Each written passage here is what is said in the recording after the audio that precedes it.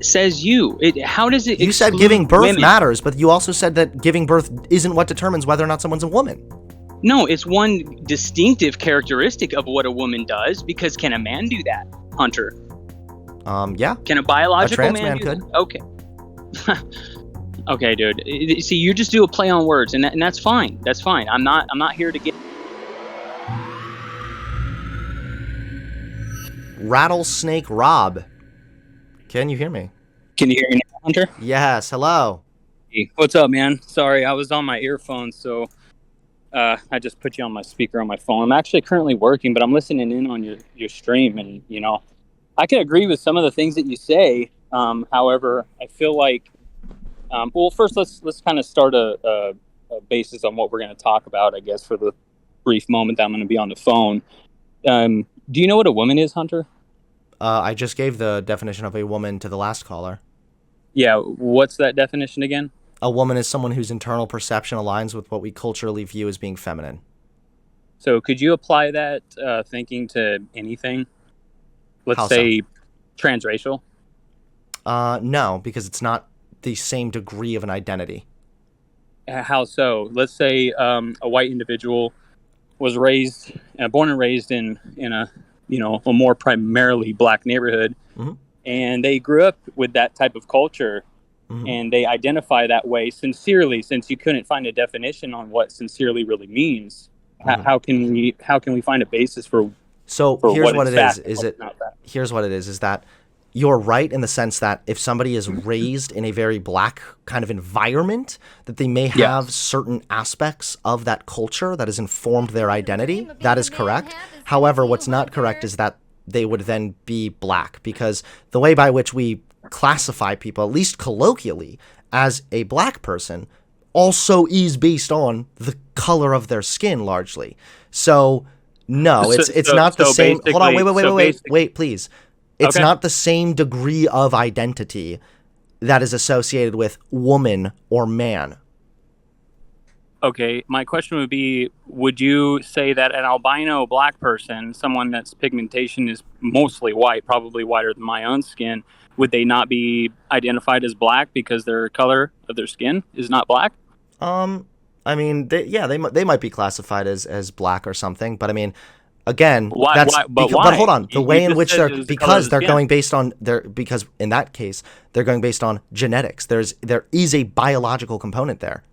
Okay, so let me flip. So they would be classified that way. Let's say this hypothetical albino person was raised in a more of a suburban white neighborhood and then wanted to identify as a white person. Could he do that? I don't know, because race is not a form of identity the same way that gender is. Like, this is like saying, okay, so what if somebody was raised with a father who was a construction worker? Can you just identify as a construction worker? Like, no, not everything has the same degree of identity. Well, if you sincerely did that, right? Isn't that what you're saying? You didn't have a definition for what sincerity really meant. No, I think you're confused. Is that yes, because there are forms of identities that are purely identities. And then there are also forms of identities that need to be based upon more than just the identity. So I cannot identify as a construction worker unless I am actually a construction worker.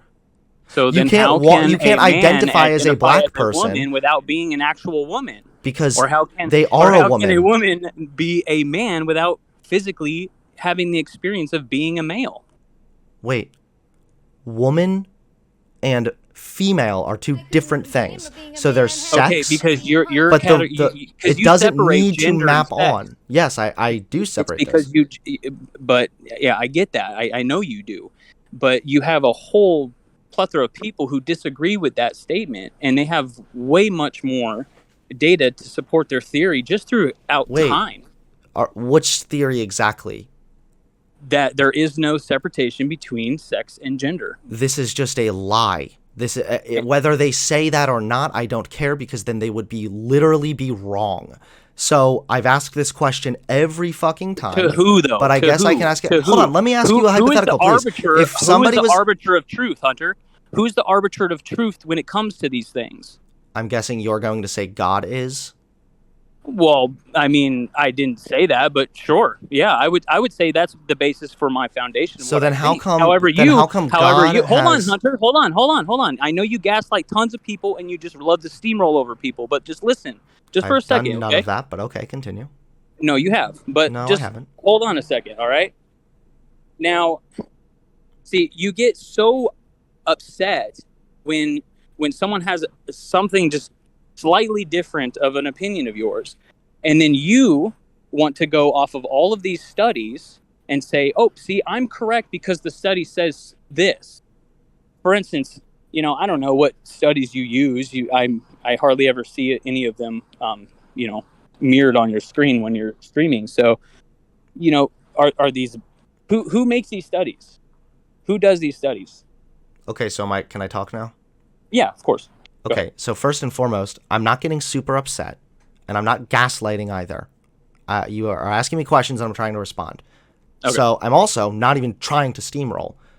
So, when it comes to like what we determine, what is truth and what isn't, and if you're going to say God, then I would have to ask, why is it then that all of the sociological and scientific research that has been done does not align with what God has said? You would think that if God is the ultimate foundation for truth, that we would be able to discover that truth via rational means, like the scientific method or sociological studies. And this is why a lot of people will say that truth is what maps on with reality. And so if I'm able to view reality via the scientific method, why is it then that that leads me to a different conclusion than what God apparently says? I don't have really an answer for that question. That's a really good question. However, I would just say, in the scheme of morality, okay, who lays those lines of morality? Who says it's not okay to kill? Does science say it's not okay to Well, kill? we say that, and Who evolutionarily, are we? Who are we? we recognize that if we want our species to or continue thriving, it's probably not good to have a member of the quote unquote pack that is killing other members of that pack. I absolutely agree with you. Which, I mean, I Okay. know your stance on abortion is pro-life. Which, congrats to you, and I also want to congrats to you for procreating. Thank So you. I just, I feel like we can find a good medium here, but the thing is you get all of your foundational thinking based off of science. Yes, I get mine based off of religion and the Bible. However, there's plenty of evidences out there scientifically that would prove an intelligent designer within nature Well, hold on. or within We're our not world. all, even if there were an intelligent designer, that does not then mean that that intelligent designer is in fact the foundation of truth or morality. So even if that were true, Why it's a wouldn't it? side that's a red herring almost. If that's the individual that set things in motion, okay, and set things to be a certain way and intended them to be a certain way, why isn't that okay? Sure, man has their own opinions Hold on on. changing Do you changing definitions a of second what ago though gender. you well a second ago you just said that like you agree that evolutionarily we recognize that killing is bad. That's a natural explanation. So you Okay, agree with me. okay, Why do we then need to insert evolutionary, God no. here as well? Evolutionary, no, because if you weren't told that it's not okay to kill, would you think that that person would more likely be able to commit something like that? Um Or is it I, innately just in them that they know it's not okay to kill? I would say that it's partially innate, but at the same time, we've also viewed societies that Okay, have so found certain how did acts of killing as evolution put being that wrong there? How did evolution put that for the there? sake of survival. Okay, so why do we do retarded things like kill each other off then? If man has set forth this If we kill each foundation other of off, we recognize morality, that's wrong, there's no? war, there's wars and whatnot. And people die every day. It's like that is just a blanket excuse to say, well, evolution explains these things. That doesn't really back up anything. It's just a claim that you're making. No, it's that we know how natural selection works and we know how evolution works. And if we are talking about something like survival of the fittest, for example, then it only makes So sense that we would want our species to continue living. So therefore, it makes perfect sense that we as social creatures would evolve with a basic understanding that killing other human beings is bad. But even if it wasn't, even if it did have to be taught, why do we need to be teaching that through the Bible? I think that a way better way of teaching this would be, hey, when you kill somebody, you are hurting another human being, and they have feelings just like you do. They can feel pain just like you can. Furthermore, no if shit. you are no shit. Wait, you're asking how we would teach somebody that you're stop, please. I'm gonna have to steamroll. Because you asked me how we would go about teaching this. So I'm explaining the basics of how you would. And furthermore, you would then say, if you are killing another human being, you are harming yourself. You're harming your well-being, and there could be societal implications and consequences as well. I would rather have that be the basis for why somebody is not killing, instead of, well, apparently there's a God and he said killing bad. Okay, for the sake of argument, we'll agree to disagree on this subject. Only because I don't want to waste your time. I feel like you won't budge in any direction of that way, and neither will I. So, let's move on to the stigmatization of child predators. How about that? Well, do we want to keep going on the trans thing? On the trans thing?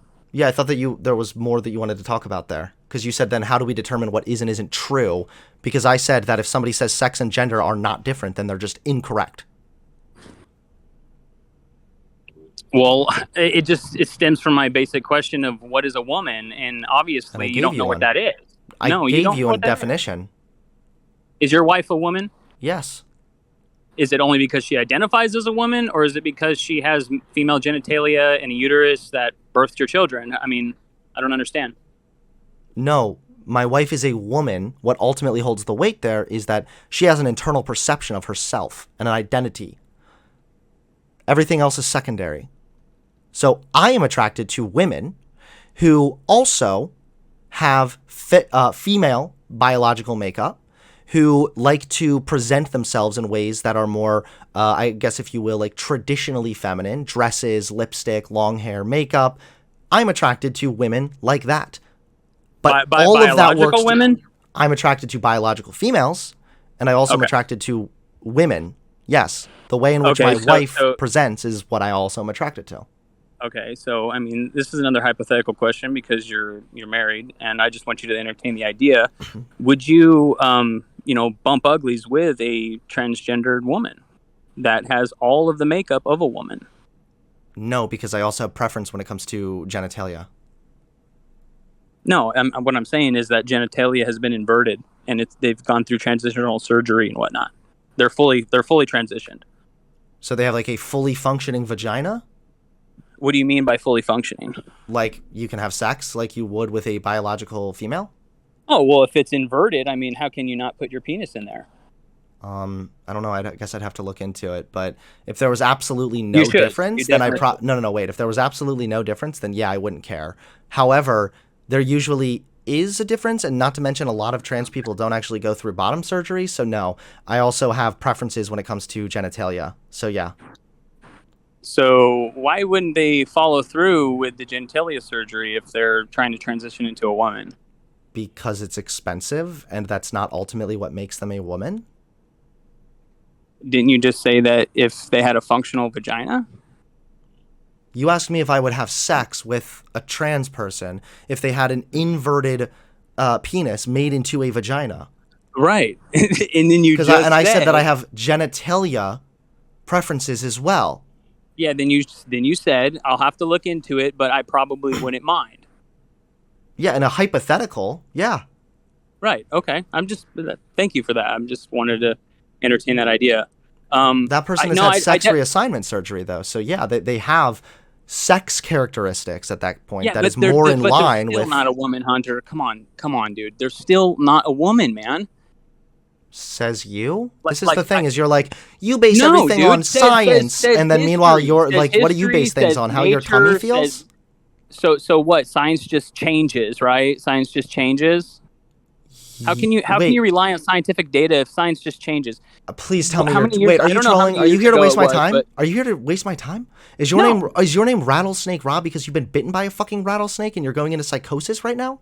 Dude, no, science changes it. Hey, shit stain, shut the fuck up, okay? The reason that science is reliable is because it changes. Yes, it adapts How according... is that reliable? Because Something it adapts that is according to the consistent. evidence. How are you this Something fucking that is stupid? consistent is reliable, Hunter. Something that is No. consistent, not something that No. changes. No, that's wrong. What's consistent about science is that it is consistently trying to find the most rational explanation for any given subject. The way by which we assess that is via the scientific method and a whole lot of other scientific investigations, tests, and whatnot. So yes, our understanding of things evolves. If I was gonna take your position, then we would literally not have even had advancements in medicine because, oh well, shouldn't we be consistent? Get the leeches, put them back on the arm.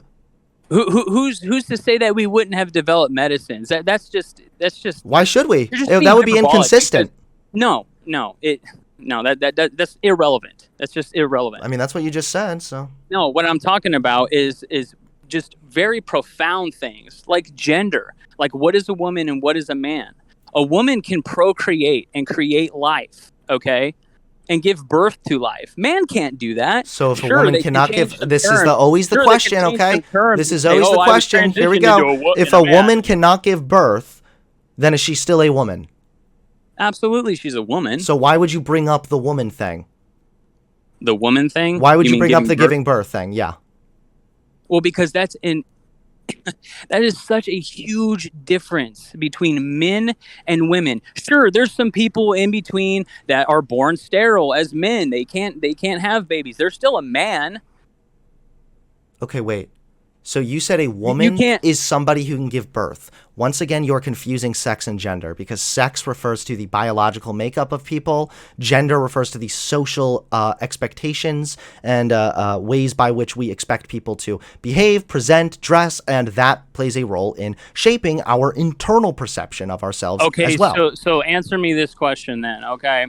Why in the fact of, okay, let's say a lesbian couple, all right? There's typically, a majority of the time, a butch and a more of a feminine looking female within that relationship. And the same goes with men. Sometimes they're both really feminine, but, every now and then you'll have a really more of a dominant man and a more of a submissive man that take on the characteristic roles of a woman, even though they're not saying that they're that, but they still tend to gravitate towards those roles, such as a butch woman, right? Yeah, that wouldn't make them a man or a woman, though. That's not what determines it. Okay, so it's just self identity. Whatever I say goes, right? No, it's what you perceive yourself to be internally that ultimately holds the weight. This is why somebody is a woman, whether she has a uterus or whether she doesn't, whether she can give birth or whether she can't, even though that's female, technically speaking, whether she wears a dress or makeup or doesn't, whether she shaves her head or not, she would still be a woman because her internal perception of herself is of that of a woman. Okay, so, I mean, like I said, this is just a circular argument. It's just going to go round and round. Wait, no. So I said originally that a woman is someone whose internal perception aligns with what we culturally view as feminine, okay? I was simplifying it, but my bad. No, I get that. But what I'm saying is like you will... I know you're not going to budge on this position. And I don't know why you... I'm trying to hear you out. How can you even benefit from defending these positions so hardly? Because my definition includes everybody that is a woman and excludes everybody that is not a woman. Your definition excludes people who are women. Your definition serves less utility than mine. That's not true, because I'm going off of the basis foundation of what is a real woman and what is not. No, you're confusing sex and gender. There's such a thing as a female who is not a woman. These are two separate things. No, that's just a feminine man. That's all that is. No, that there could be some... No. A female... Hold on. A female could identify as more masculine, and then, if that would mean they were trans, then they would be a trans man. Yeah. All right, so let me ask you this. Why is this just mostly a westernized ideology then? Why is depression more of a westernized thing? Well, because people on other areas of the world, because of this westernization of all these ideologies, are causing people to be depressed. That's not the answer, and I was also being rhetorical. The reason is because in more poorer areas, if you are struggling to survive on a day-to-day basis, you are not going to have time to consider your gender identity, or how your gender aligns with your sex, or whether or not you're depressed, or whether or not you have ADHD. A lot of this is more quote-unquote first world problems, but that doesn't mean that they are not legitimate problems that we can have legitimate conversations about. If you're fighting every day to survive, you're probably not going to have time to stop and reassess your gender. But if you're in a position where we are here in the Western world, where our survival is almost a given, then there are other issues that we can start to address, like depression, ADHD, trans people, etc. Well, all I have to say to this point is I couldn't even imagine if everybody just dropped what they're doing and said, I wonder what gender I am. And then you have these people who are gender fluid, which I know your position on that, but that's what I'm saying. This gives way and entertains for ideologies like that. Being gender fluid and blending, blurring the lines. Yeah, but the thing is you seem like scared of like this slippery slope when I'm not worried about that. What I'm concerned about is the facts of the matter, which is there are individuals who are trans. There are people who suffer significant mental anguish because of this fact, and they are killing themselves at higher rates. Something is clearly going on here. Yeah, something is clearly going on here. Bullying? No, it's the overall societal oppression. How in the world is trans being so oppressed? Tell me about that. I go into have Target, you heard yourself everybody talk there, for the last 10 minutes? Half of everybody there. Why is it always like the most transphobic people who always act shocked that like transphobia is still around? Like you're over here going, no, a woman is somebody who gives birth. Okay, well, if somebody can't give birth, are they still a woman? Well, yeah, but when I'm talking about trans people, it matters. And then all of a sudden you ask, how is there transphobia around? You're the fucking transphobe. Look in the mirror. You're the answer. Sure, I'm a transphobe, but whatever. It doesn't mean anything. These terms that you guys toss around as the left, they mean nothing anymore. Wait, Nazi, racist, bigot, you don't think there's a difference between a trans woman and a cis woman? You don't think that those definitions are distinct for a reason? Wait, what was that? Do you think that there is a distinct difference between the definition of trans woman and cis woman? The difference is the trans woman is a man, and the cis woman is identifying as the proper definition of a woman. Okay, so you're just back to square one then. So let me ask you this hypothetical question: if somebody was born with a penis and put in a padded room, I'm guessing you've already heard this before that I've given before, and they were put in a padded room from birth. Do you think that they would just grow up to naturally like the color blue and want to have their hair cut short and wear suits? Like, do you think that would just naturally happen? Okay, so I wouldn't say yes or no, because basically you just went back to saying that gender was what the stereotypical norms are of society and what is expected of men and women and how to dress and things like that. How can that person distinguish what man or woman is without any representation? Thank you. Without anybody showing them that. Yes, exactly. So you're what you're demonstrating my point right now. Yes. You're going to bring a trans woman into this room. Okay, let's say this person is this boy or whatever girl is in this padded room. You're going to bring in a trans woman and say, this is a woman, even though it may have the genitalia of a man, and say, hey, this is a woman. Is that what you would do? You're almost there. No, I think that you're misunderstanding what I'm saying. Let me go back a minute. So you're understanding what I'm saying. If somebody was put in a padded room from birth, how then would they know what their gender is if they had no exposure to the outside world and to general society? They wouldn't. That's because gender is socially constructed. Yes, you literally figured it out yourself. No, I don't agree with that. So, well, how do you not agree with it? You wait. So, okay, then it's a yes or no fucking question. If somebody with a penis was put in a padded room from the day they were born, do you think that they would just naturally grow up to like the color blue, want to play with trucks, wear a suit, and get their hair cut short? Well, where did these trucks come from? If they're in a padded room, what do they know what a truck is? Stop being bad faith in a Weasley right now. Answer the question. I would say eventually, yes. Eventually. Because predominantly. Wait, so you think that they would? Yes, I believe that a boy would eventually figure that out on his own, being a male. That's my position. So you think that if somebody with a penis was put in a padded room by the time they were like 5 or 6, they would just sort of naturally come to this understanding that they need to like the color blue and wear their hair short and they should play with these types of toys or present this way? Like, is that so now you're generalizing all of that just based on appearances. So in order for your side to completely blur the lines of the definitions between men and women, you want to associate it with clothing and short hair. I'm showing you that there is an color external blue and the color pink and whatnot. Be quiet, dude. What I'm saying is that there's a difference between societal views of gender and the way that impacts internal perceptions that people have of themselves and sexual characteristics. So, for example, if you took somebody with a penis and put them in a padded room and they never had any exposure to other humans, they would, in most cases, grow up to have higher levels of testosterone because it's a biological thing. It's not reliant on society, but they would not naturally grow up to just like the color blue or want to wear suits because that element of gender has not been exposed to them, which is why I'm saying that gender is socially constructed. Okay, so in light of this conversation, would you be in favor of doing this study, locking somebody up in a room to figure out if your position is true or not? Because you're just making claims that have no evidence. I'm asking you to actually think through this, and I think the reason you're not answering is because you obviously know that nobody with a penis who had no exposure to other people would naturally just grow up to conform to certain views that we have of gender within our society. You know this, and no, I would never be in favor of an actual experiment like that because that would be incredibly unethical.